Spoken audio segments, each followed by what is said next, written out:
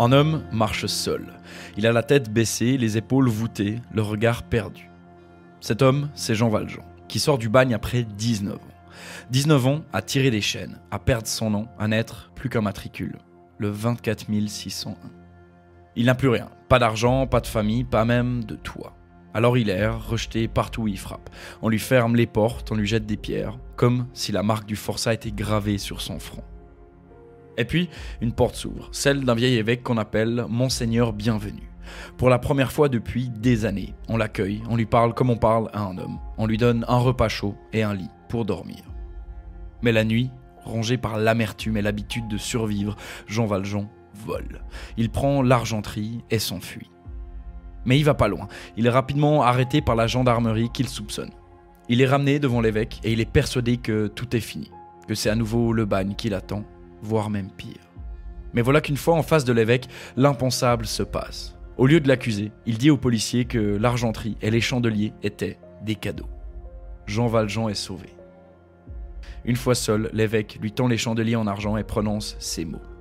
Jean Valjean, mon frère, vous n'appartenez plus au mal, mais au bien. Je vous rachète à vos pensées noires et je vous donne à Dieu. C'est ce geste, ce pardon qui change tout. Et c'est ici que commencent Les Misérables de Victor Hugo.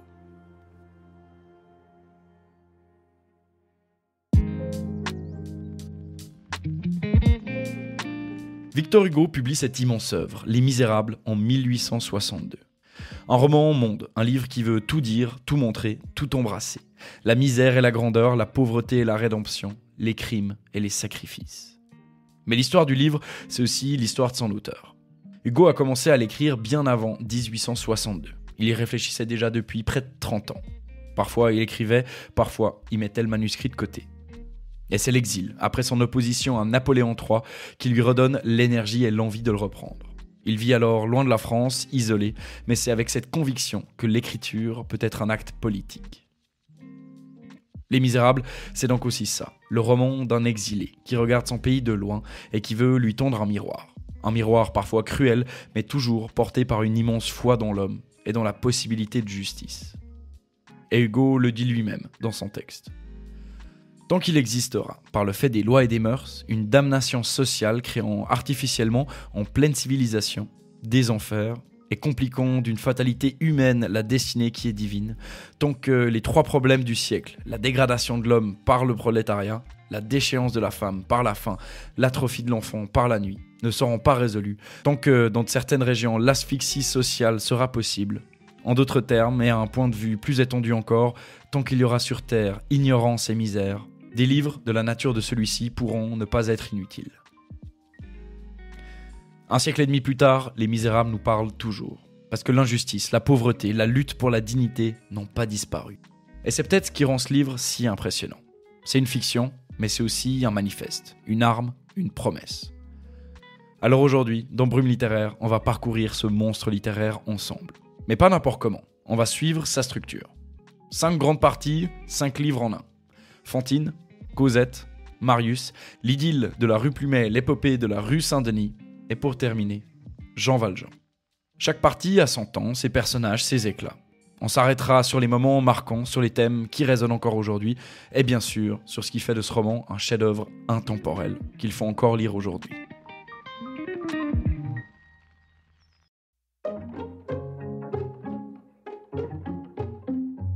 Mais avant de plonger dans la première partie qui s'appelle Fantine, il fallait vous montrer Jean Valjean, un homme brisé qui, en une nuit, entrevoit la possibilité de renaître.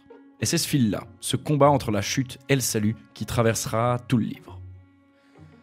Jean Valjean sort de prison après 19 ans de bagne, 5 ans pour avoir volé un morceau de pain et 14 ans supplémentaires pour ses 4 tentatives d'évasion. Quand il retrouve enfin la liberté, c'est plus qu'un homme brisé. Il a tout perdu, sa jeunesse, sa famille, son avenir. Et il porte à vie une marque qui l'empêche de redevenir un homme comme les autres.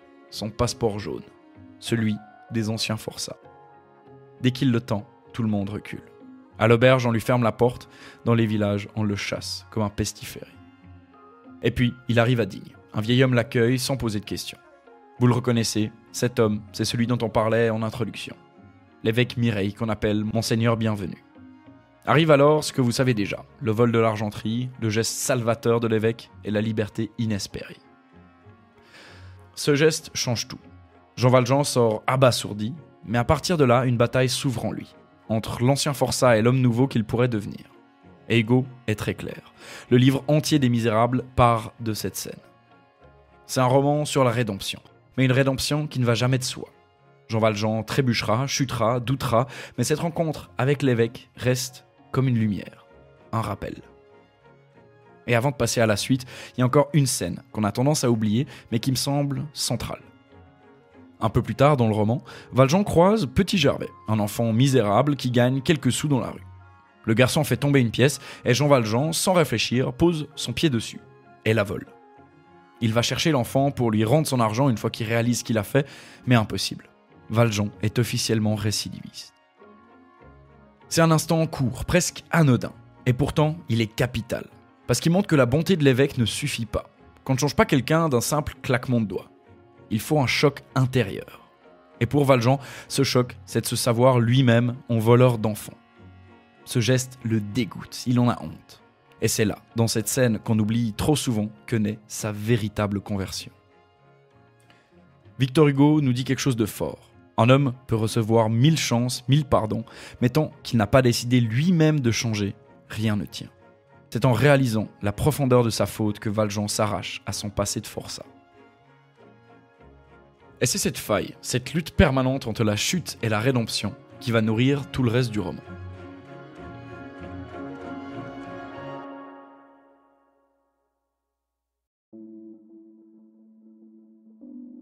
Avançons maintenant un peu plus dans notre histoire. On est quelques années plus tard, et Jean Valjean est désormais maire de Montreuil-sur-Mer.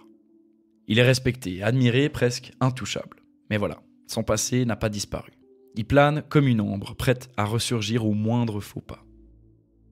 C'est dans cette ville que vit Fantine, une ouvrière comme tant d'autres, jolie, naïve, amoureuse, trop vite. Un homme la séduit, puis l'abandonne. Elle se retrouve seule avec une enfant, Cosette. Alors elle confie sa petite fille à une auberge tenue par les Thénardier.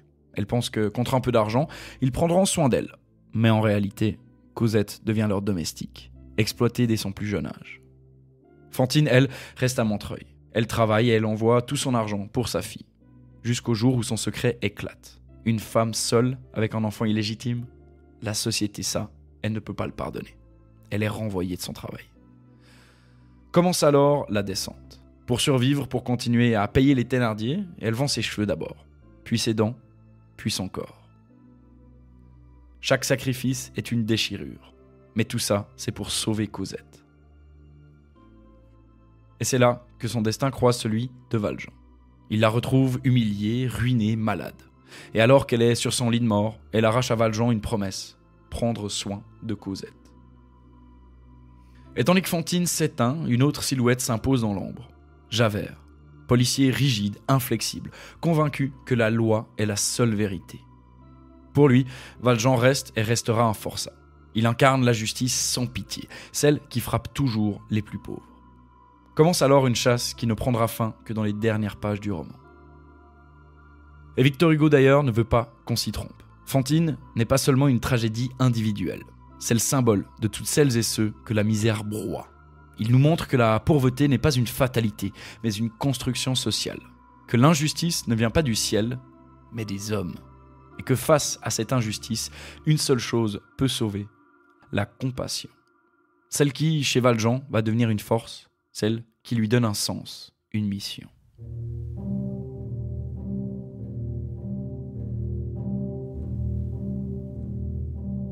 Cosette. C'est un nom qui aujourd'hui évoque l'innocence, l'enfant malheureuse devenue symbole universel. Mais quand Hugo l'a fait entrer dans son roman, c'est une petite fille brisée. On est dans la deuxième des 5 parties du roman. Chez les Thénardier, dans une auberge crasseuse, elle n'est pas traitée comme une enfant, mais comme une servante. Battue, humiliée, envoyée dehors par les nuits glaciales pour chercher de l'eau dans la forêt. Cette scène, tout lecteur des Misérables la garde en mémoire. Cette silhouette frêle, un seau plus lourd qu'elle dans les mains, avançant seule dans l'obscurité. C'est l'un des moments où Hugo condense toute son idée du livre, montrer la misère nue, sans phare, ici, à travers un regard d'enfant. Et c'est là que Jean Valjean réapparaît. Il observe la scène, il voit cet enfant que l'on maltraite. Et d'un seul regard, il comprend. C'est celle qu'il doit sauver. C'est presque une rédemption en acte. Lui qui avait reçu la miséricorde de l'évêque, lui qui avait failli tout perdre à nouveau, trouve enfin sa mission. Protéger Cosette coûte que coûte.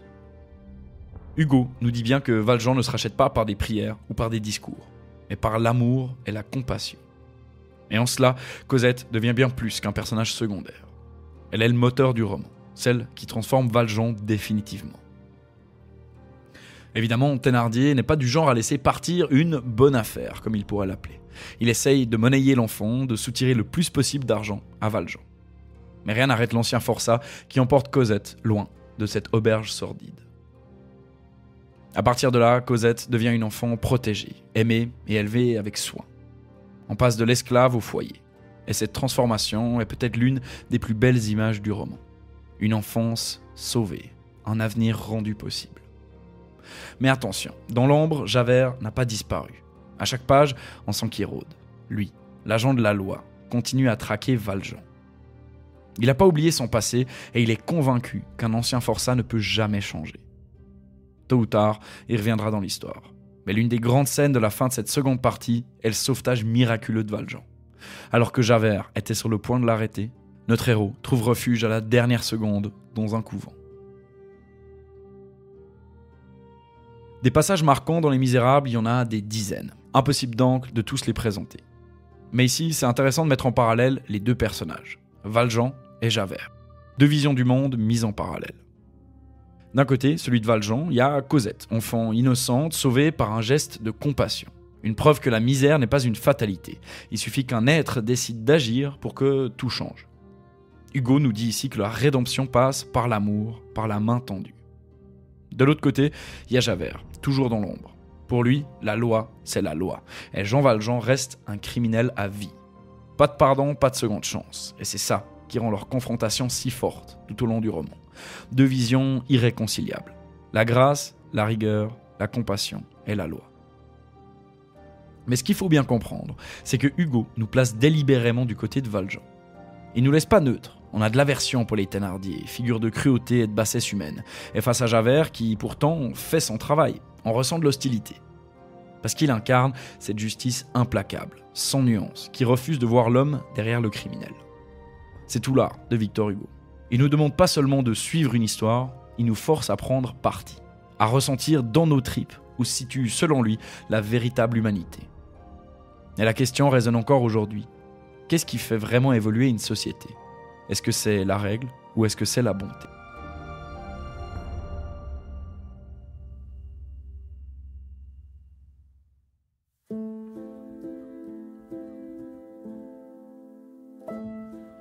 Dix ans ont passé. La troisième partie du roman débute. Hugo ouvre un nouveau chapitre avec un nouveau personnage central, Marius. Ce jeune homme, c'est l'incarnation de la jeunesse romantique et tourmentée. Élevé par son grand-père, bourgeois autoritaire et monarchiste convaincu, il découvre sur le tard la vérité sur son père. Un officier napoléonien, mort en héros, fidèle à l'Empire. Ce secret, une fois révélé, brise tout. Entre Marius et son grand-père, c'est la rupture. Il quitte la maison familiale et choisit une autre voie. Et cette voie, c'est celle de la jeunesse insurgée. Marius rejoint les Amis de l'ABC, un groupe d'étudiants passionnés de justice et de liberté. Des figures flamboyantes qui discutent politique jusque tard dans la nuit et rêvent d'un soulèvement. On entend déjà battre dans leurs discours le tambour des barricades de 1832. Mais à côté de ces idéaux, une autre passion dévore Marius. Un jour, dans le jardin du Luxembourg, il croise une jeune fille, Cosette. Elle n'est plus l'enfant maltraité par les Thénardier, mais une jeune femme rayonnante, protégée par Valjean. Leur rencontre est brève, leur regard à peine échangé. Mais pour Marius, c'est un éblouissement. Et dès lors, tout son univers bascule. Entre l'amour et la politique, Marius est partagé, incapable de renoncer ni à l'un ni à l'autre. Et alors qu'on arrive à la fin de cette troisième partie, une autre scène marquante. Dans sa petite chambre glaciale, Marius vit désormais dans la pauvreté. Il a quitté le confort bourgeois de son grand-père pour suivre ses convictions. Mais surtout, il ne pense plus qu'à une chose, Cosette, cette jeune fille entrevue dans les jardins du Luxembourg. Et pourtant, c'est un tout autre destin qui s'apprête à frapper à sa porte. Ses voisins, les Jondrette, une famille minable, faussement misérable, dirigée par un homme inquiétant, intriguent Marius. Il les observe d'abord par curiosité, puis par méfiance. jusqu'au jour où il découvre par hasard qu'un piège est tendu. Un certain monsieur Leblanc, un homme riche et bienveillant, a promis de venir en aide à cette famille. Mais Marius comprend vite que cette visite est un guet-apens. Et ce monsieur Leblanc, il le reconnaît. C'est l'homme qu'il a déjà vu avec Cosette. Marius hésite. Il veut agir, prévenir la police, mais avant de bouger, il entend un nom. Thénardier. Le sang se fige dans ses veines. Ce misérable, chef du piège, n'est autre que l'homme qui a sauvé son propre père à Waterloo. Et ce monsieur Leblanc, qu'il voulait protéger, vous l'aurez peut-être reconnu, c'est Jean Valjean. Tout s'enchaîne alors très vite. Les complices des Thénardier, des bandits redoutés, surgissent. Marius n'a plus le choix. Il envoie discrètement un message qui parvient à Javert pour qu'il intervienne. Pendant ce temps, Valjean fait face. Seul, entouré de 7 hommes armés. Il reste debout, calme. Même dans le danger, il impose le respect. Puis d'un coup, la porte vole en éclats. Javert surgit avec ses hommes, mais quand la poussière retombe, la victime a disparu. Valjean s'est évaporé une fois de plus.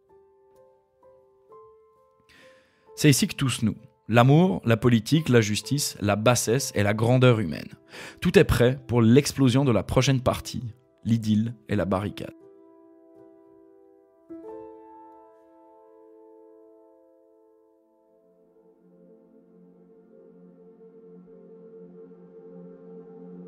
Après tant de détours, les destins se rejoignent enfin. Cosette et Marius, séparés, perdus l'un pour l'autre, finissent par se retrouver. Rue Plumet, dans un jardin où Jean Valjean s'est réfugié avec elle, l'idylle est clos.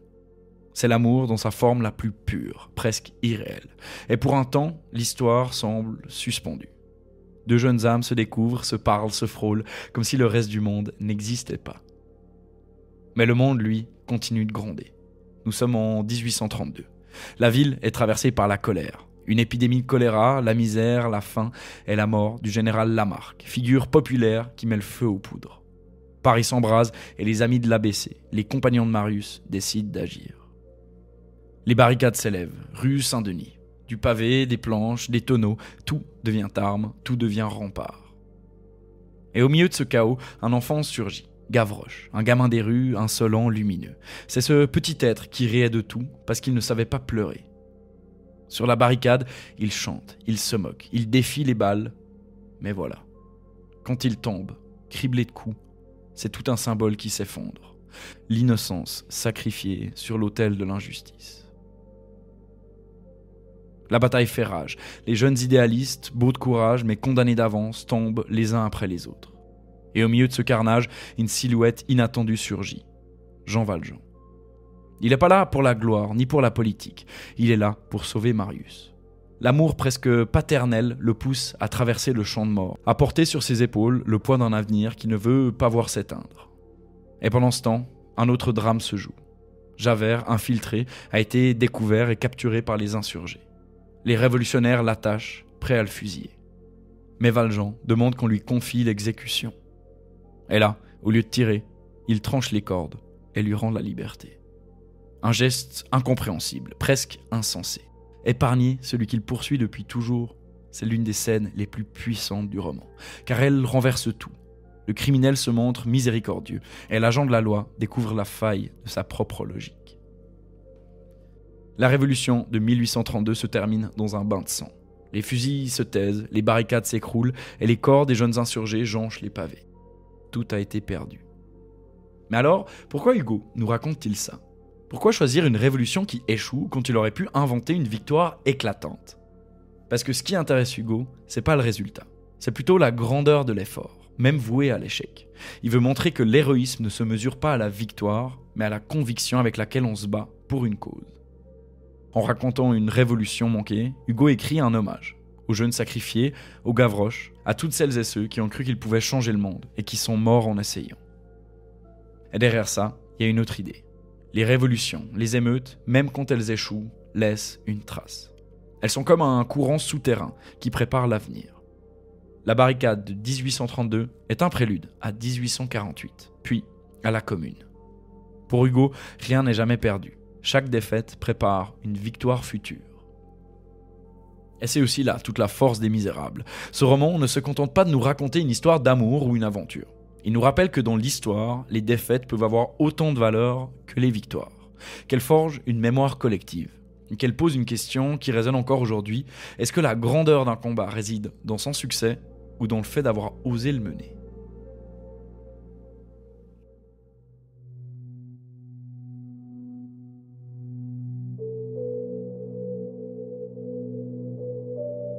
Les fusils se sont tus, les pavés sont retombés dans le silence, la révolution est morte. Mais pas l'histoire. Au milieu des cadavres, il reste un survivant, Marius, blessé, inconscient, mais vivant. Et c'est Jean Valjean qui, dans l'ombre, le prend sur ses épaules. Là où les jeunes ont perdu leur vie, lui continue le combat autrement. Pas avec des armes, mais avec l'amour et la fidélité. Parce que sauver Marius, c'est sauver Cosette. C'est protéger le seul bonheur qui lui reste. Et pour accomplir ce sauvetage, Valjean doit descendre dans le ventre de Paris, les égouts. Un lieu immonde, pestilentiel, mais qui devient, sous la plume de Hugo, un passage quasi biblique. Une descente aux enfers pour ramener un homme à la vie. Chaque pas est une épreuve, chaque détour pourrait être le dernier. Mais Valjean avance, obstiné, portant Marius comme une croix. Et quand il ressort enfin à la lumière, une silhouette les attend. Javert. Toujours lui. Toujours la loi. Mais cette fois, tout bascule. Valjean lui remet Marius et demande une seule chose, le temps de le sauver. Et Javert, contre toute logique et toute attente, accepte. Il le laisse partir. C'est un choc immense, parce que Javert, l'homme de la règle absolue, ne peut pas survivre à ce moment de grâce. Lui, qui croyait au monde en noir et blanc, se retrouve face à une vérité qu'il ne peut pas admettre. Un ancien forçat capable d'un geste héroïque.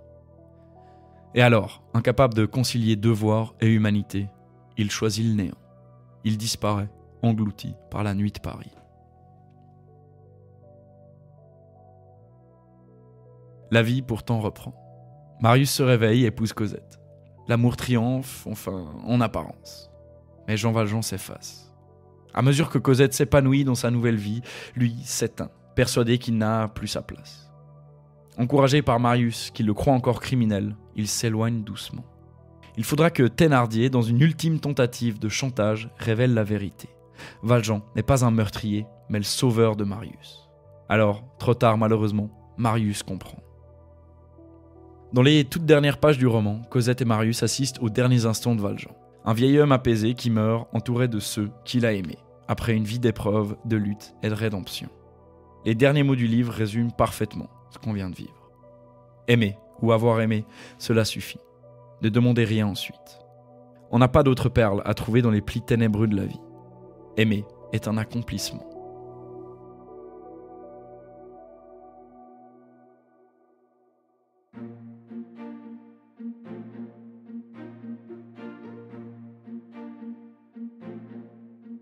Fermez les yeux un instant. Vous entendez encore les pas lourds de Valjean dans les égouts. Vous voyez Gavroche chanter sur sa barricade. Vous ressentez la main tremblante de Cosette, enfant, serrée dans celle de son sauveur. Et c'est ça, Les Misérables. Un roman monstre qui déborde d'histoires, de personnages, de détours, mais qui, au fond, parle toujours de la même chose, la dignité humaine. Hugo nous raconte pas seulement des destins individuels. Il nous dit que la misère n'est pas une fatalité.